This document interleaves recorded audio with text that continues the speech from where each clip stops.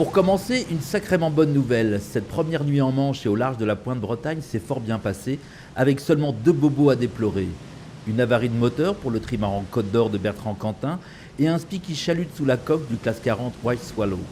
Du coup, côté direction de course, ces premières 24 heures ont presque ressemblé à un long calme plat. Le météo est peut-être plutôt facile, mais c'est pas tout à fait exact, hein. Il y a eu du vent cette nuit, 20 nœuds de vent, 20-25 nœuds de vent, un petit peu de mer tout de même. Donc non, c'était pas si facile. On va dire qu'on s'attendait sûrement à moins dormir que ce que l'on a pu faire, c'est clair. Ne déréglez pas vos postes, ces images sont dues à une caméra thermique qui a survolé Groupama 3 au large d'Ouessant. 20 à 25 nœuds de vent de secteur nord-ouest, cela vous défrise n'importe quelle mise en pli, sauf celle du géant qui a déjà paré le Cap Finistère.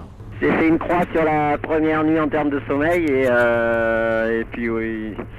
Et puis c'est comme ça, mais bon, c'était prévu au programme et puis on est content d'avancer aussi vite. Je reste très concentré pour la suite, là il va y avoir du sport. Sur Romaner Mayan, Sinek Gavidet n'a pas adopté la stratégie sudiste de Groupama 3. Lui fond dans le flux perturbé d'ouest, le moral est bon. Le bateau est en bon état, on va essayer de passer dans ce vent un peu fort là et cette mer un peu mouvementée de façon douce et souple. Et puis voilà, puis après on fera route un peu plus vers le sud. Et on ne sait toujours pas si c'est une option gagnante ou perdante. Grâce à une belle vitesse, la flotte de cette 9e édition s'est éclatée sur le plan d'eau. Il y en a pour tous les goûts, et comme tous les coups sont permis, les supputations vont bon train, et c'est tant mieux.